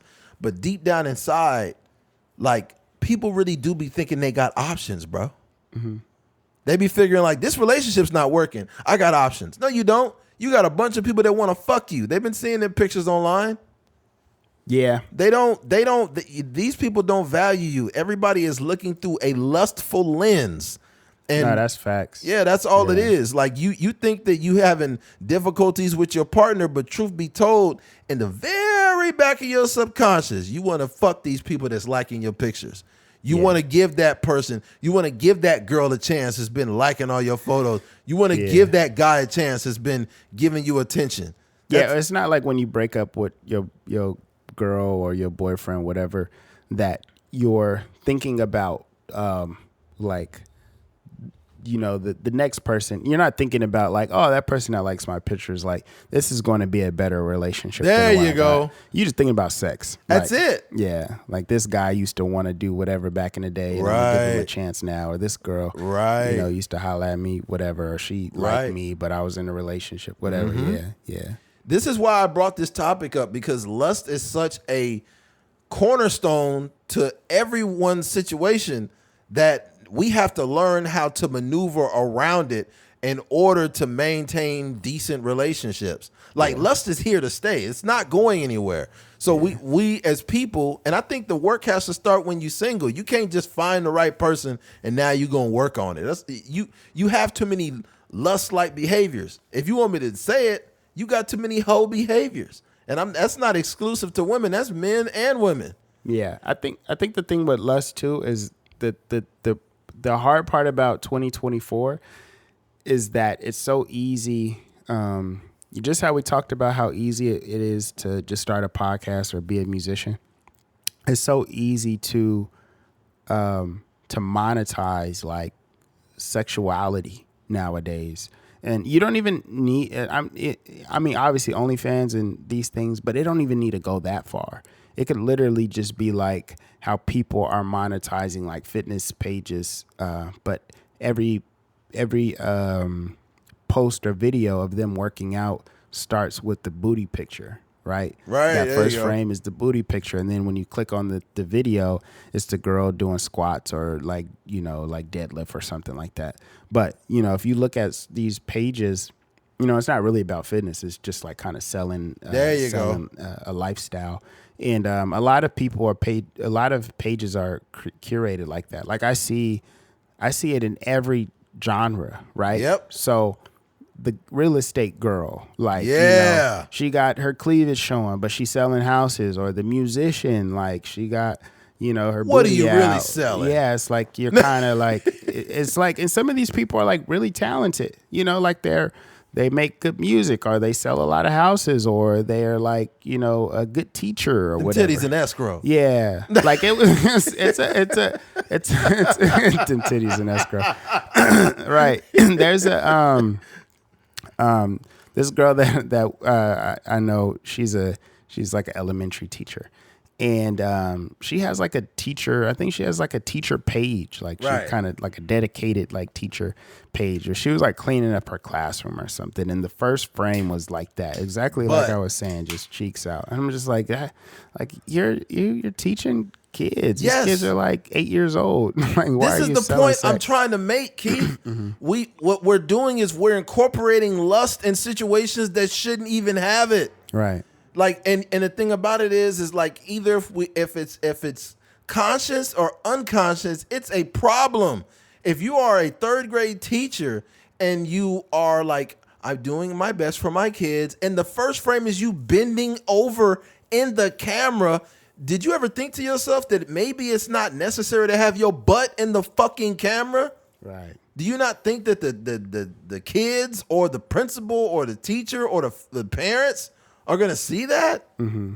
Bro, it's lustful images and sex is being put in positions it should not be. Like we see these ads for like companies, and it'd be like, when I'm doing my yard and I'm working on my garden, I love using such and such product. And then I seen it today. It was this black woman, beautiful black woman. She was leaning over picking up some vegetables, and just it was so bad that people in the comments was just like, yo. Once I seen those breasts, I didn't even know what the ad was about anymore. Right. Like, well, I don't know what the fuck she was selling at that point. Yeah. It's bad, man. It's bad, and I could talk Tom Blue in the face, but we have to recognize what the fuck we're doing. I think the thing about it is like, you know, there's like a lot of historical context to like sexuality and how, you know, it's, you know, people, you could take it religious or you could just take it like, you know, from a historical context to, you know, like the red light districts and all these other things. But I think that, I think the only thing for me is like when you're trying to overcome or like just trying to put your mental in a space where you just consuming like quality content. Right. It kind of sucks that when it comes to even music. Like you rarely see artists, whether they're, R&B singers, and I think primarily women, which is kind of unfortunate, whether they're R&B singers or they're female rappers. A lot of it, and I wouldn't even say a lot, but the mainstream version of it, the most popular artists are like all kind of selling sex. Oh yeah, it's bad. Yeah, like even you see like and not in a disrespectful way, because I don't, maybe I'll meet this person one day, whatever. But you see like a Chloe Bailey, right? When you see her, she's like, she got signed to like Beyonce, and she didn't get signed because she was no slouch. She got signed because her and her sister were like young and super talented, sing really well, acting, the whole nine. But when you see kind of like her, and a lot of her stuff on stage where she's like kind of wearing like these very revealing things and stuff like that, it's just like, dang, like I hope that she doesn't think that I hope that she doesn't think that she has to do that in order to gain the attention. Absolutely. Because I'm like, dog, your singing is just good enough to that you don't have to even show no skin at all. So I don't know. I just think it sucks, because I think that like a male rapper, like you don't see like Kendrick, J. Cole, whatever. You don't see them like, they not being sexual in nature. They don't got to have a shirt off to sell 1 million records. But, I think that some of the women, and I think that comes with the territory, because when you're, I don't know, like a person aspiring to be on whatever stage, and you're just making music that you like. But when you're looking at the landscape, you're like, okay, like Tinashe, she makes a lot of like kind of like sexually charged music.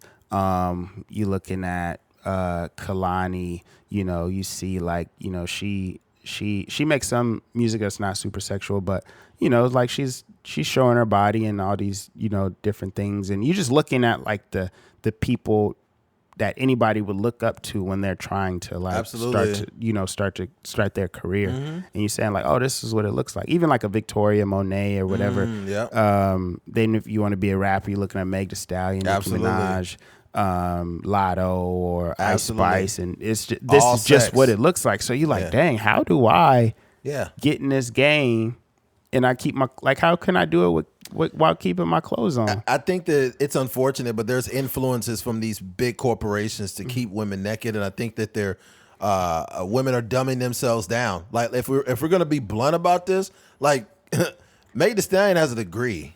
She's not a dumb person by any stretch. Who's another one? It's her, and SZA was a fucking not an Olympian, but she did gymnastics. She's a very good gymnast. Yeah, she had an interview recently with Simone Biles, and they were like working out and they're stuff. working out together, and she was she stood on her hands longer than Simone Biles. And I'm like, these women are very damn. Your throat sounded loud as hell. You didn't hear that? Yeah, that shit said wow wow wow wow. A waka waka waka. God, that sound like a '70s porno, man. This nigga throat is crazy. Anyway, it's wild how these are very nuanced women, but they're being dumbed down with sex. Yeah. And that's what else I was gonna say. Jesus Christ.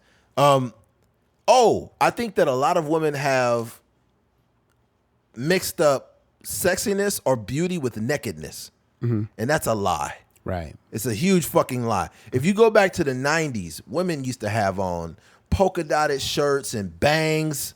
They had their hair with bangs, and they used to wear shoulder pads and freaking stonewashed jeans and ashen washed jeans, and and they were beautiful. These women were fucking beautiful, and the only big change that happened is the influence and the onslaught of social media and the over sexualization of women, right? And I'm not even going to blame just women for that. Like it's literally a collaborative effort. The lust from men and the amount of the lack of control of men and the social influence from women and by women created this society that is so overly sexualized that you can't even like it.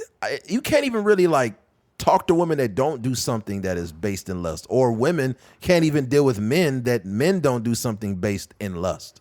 Yeah, it's bad. I was watching this podcast. I think it's called One Song. Yeah, and they were talking about TLC and their song "Creep." Basically, the podcast is dope if you love music. But was basically what they do is they take a song and they break it down in terms of like, you know, sonically, you know, what they were doing, their influences. They talk about the origins of like how the songs were written and recording and all these things. So they were breaking down that song and they talked about like TLC and, you know, they went into the history of how they were created. And one of the things that they were saying is when they did the music video, they shot the music video like 3 times. And there was a couple versions of the music video that was like way more raunchy, like more revealing, I guess I would say more. Right. Yeah. Like they had like lesser, like they had lingerie on and stuff like that. And they ended up going with the more toned down version of the song. And, you know, it just kind of fit their aesthetic, you know, because TLC, they were like, even the songs were, some of the songs were like a little bit like mature, but their presentation was always kind of like a little like enough, what they call it, I forget the phrase, but like left enough to be desired, right? You know, it wasn't just like, you know, they was walking around with they booty out and stuff like that. And they're, you know, the biggest female group of all time. Absolutely. So I just think that, you know, there's a version of entertainment for, you know, anybody, but especially, you know, women out there, if they just kind of looked at that as like, oh, like they did it, you know, in the 90s. And, you know, it was dope. Like everybody, all the young women wanted to be them, and all the young men liked, you know, them. Yeah. And you think about like when I think about all the like women I had crushes on growing up, it wasn't because they had the biggest titties and the biggest booty and all of that. It just was, they were just wholesome women. Like Brandy and the girl from the, you know, the Pink Ranger from the Power Rangers. Yeah, I had a huge crush on her. Yeah. Topanga. That's when all the niggas started liking white girls. Or the Pink Ranger. Yeah, she was the first one. Yeah, she was a white girl. She was kicking ass. Right. She had good credit. Right. Yeah. And Topanga, those two was probably like race was not even a factor. Like you just like that. Both of those girls were, you know, attractive as a kid. Yeah. Topanga, and then I'm just thinking about all my school, like all my young crushes. So I say the Pink Ranger, Topanga, Kelly Kapowski was pretty sexy too. The black girl from Saved by the Bell too, was her name Lisa? Yeah, her. Tatiana Ali from freaking Fresh Prince. Yeah, I had a huge crush on her. Yeah, I liked Hillary a little more. Hillary was fine too. Yeah, Hillary, motherfucking. I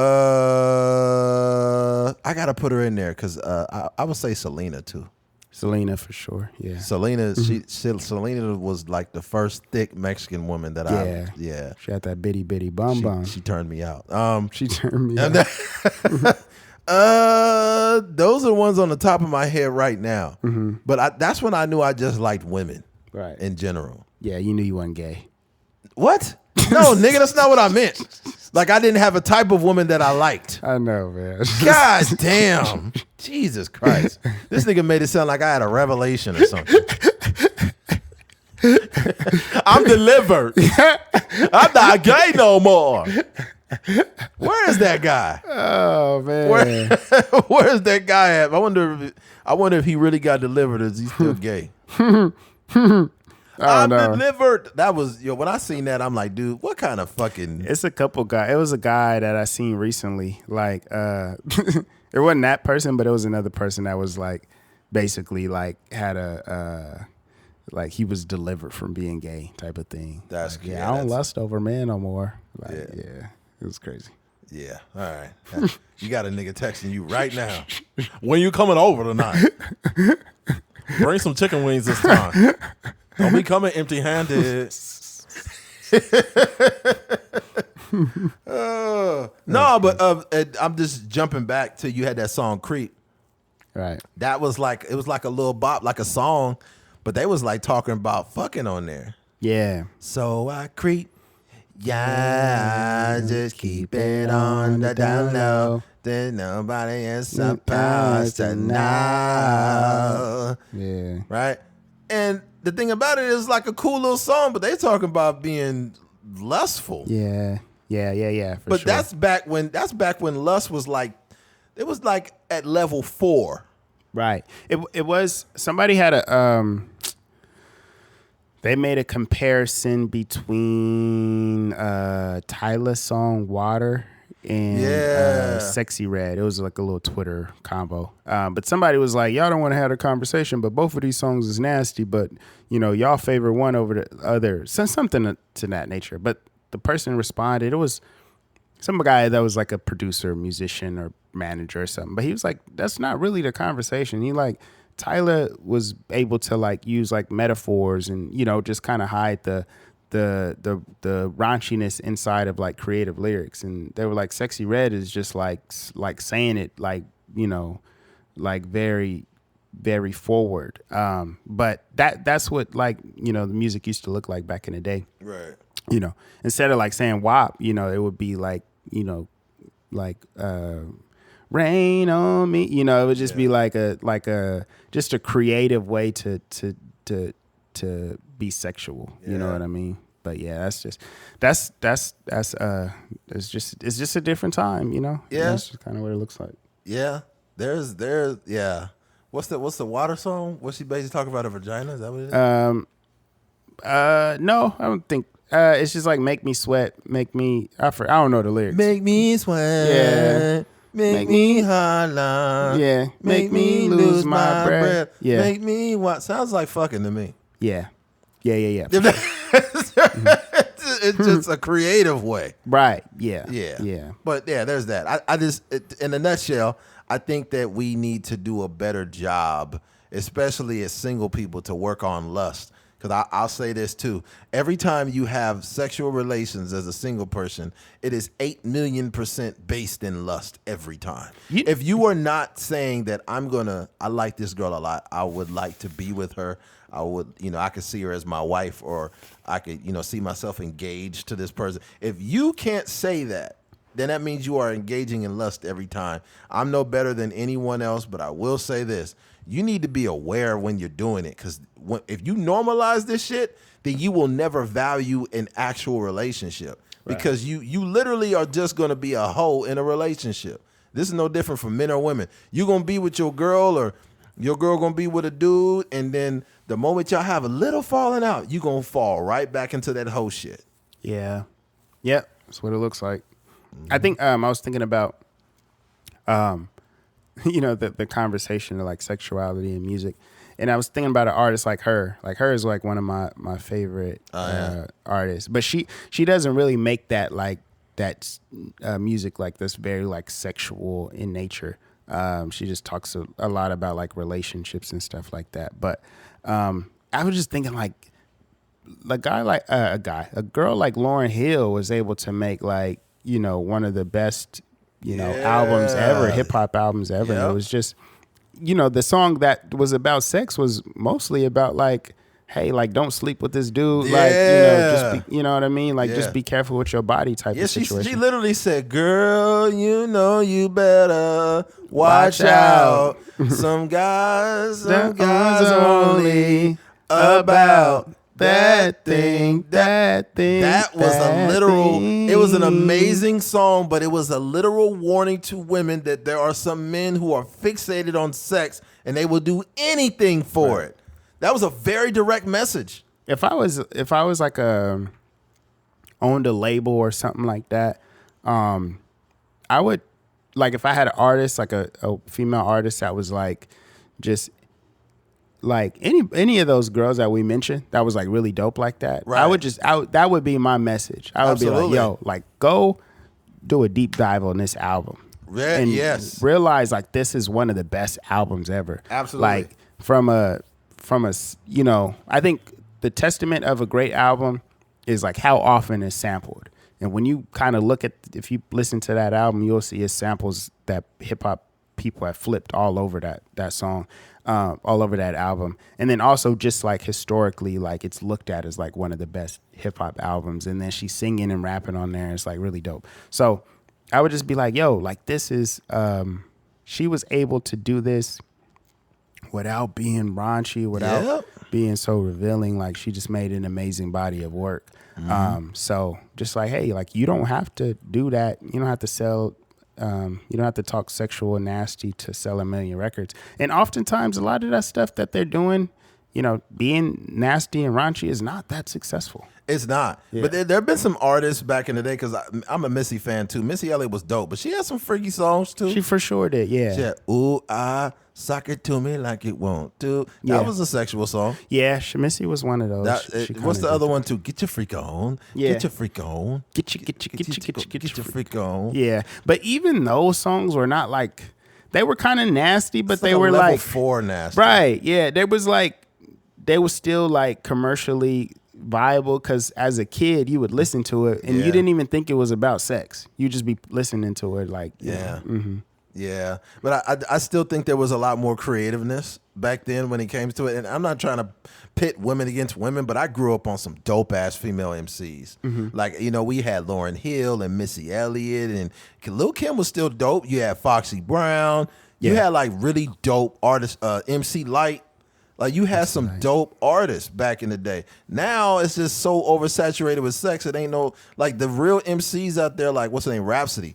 Like those type of women get overlooked because they're talented, but they not showing ass. Right. So it's like, and it doesn't help that men are so fixated on ass that they can't highlight women that are doing something dope.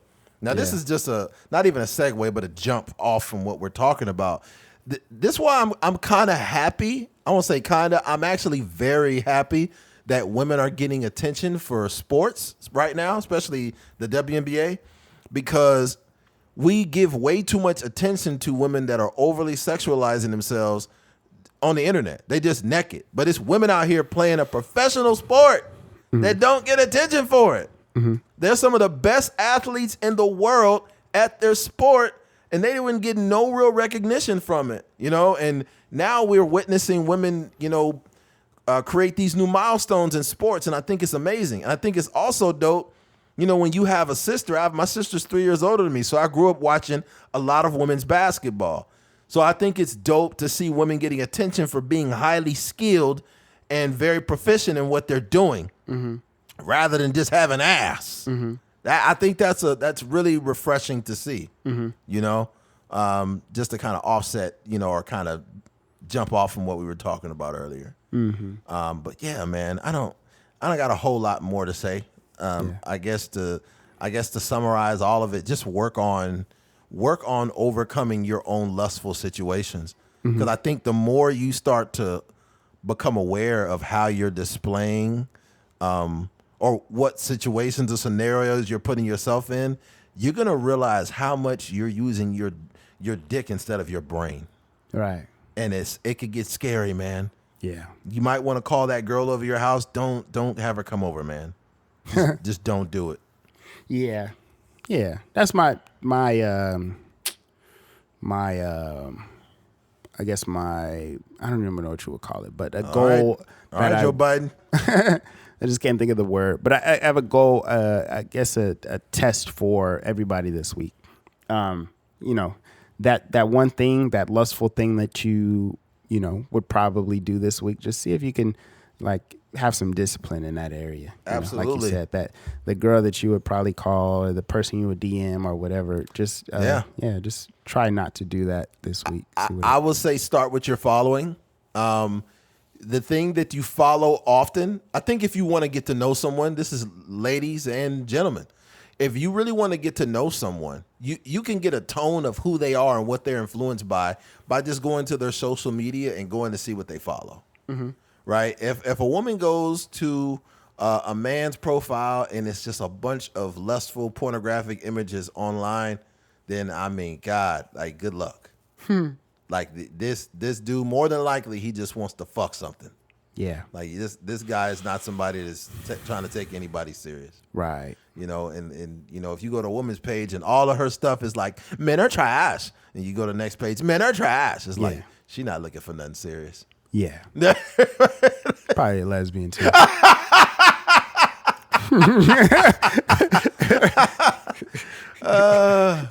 I'm about to say something. I ain't gonna throw nothing on top of that. That was good enough by itself. Oh man. Oh dang. Yeah. Oh yeah. But the whole men are trash. This is how you know lust is powerful. The same like ladies that'll be engaging in that content where it's like men are trash. Men are trash. We don't need men. We don't need men. She going over somebody's house at 2 a.m. to fuck. Right. So that's how powerful lust is. You'll even be saying, I don't need no man, but you still having sex with him. Right. I don't need a man, but you pregnant and you can't even put the dude in the pictures. Like, what's going on? Yeah. Mm-hmm. This is too prevalent. Like, our society is just too overwhelmed by lust.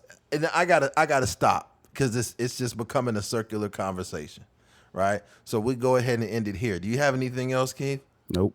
All right. Well, we could go ahead and wrap this thing up, man.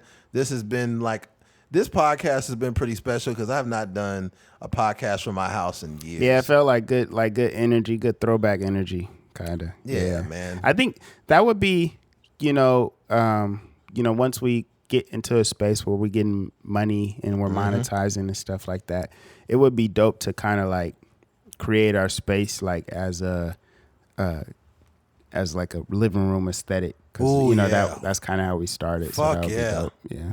Absolutely, that'd be great. Think about. I think to me the ultimate studio experience is to like.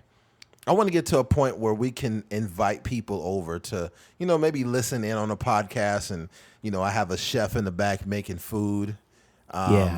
Just like how Joe Rogan had to set up, and have a room in the back where they could shoot pool, and have some barbecue in there, and have a chef over here, and maybe have a basketball court outside. Just have a whole a podcast, not a podcast studio, a podcast compound. Right. I think that would be the ultimate experience. That I see a lot of people moving towards that. Whether you're musicians, like you hear about Snoop Dogg's compound. Just people curating creative spaces. Yeah, man. So that would be, ideally for us, that would be dope. Like podcast area, music area, area where you can, get your like YouTube content creator area, like little space you could film a sitcom or something, like all under one hub. I think that would be fire. That'd be super dope, man. Soon come. Absolutely. Yeah. Speaking into existence. Well, if you've been listening to this episode and you made it to this point, we appreciate you. Thank you for listening to a Trucker's Mind podcast. I'm Eddie McGee. It's your boy K Fing. And we're out of here. Peace.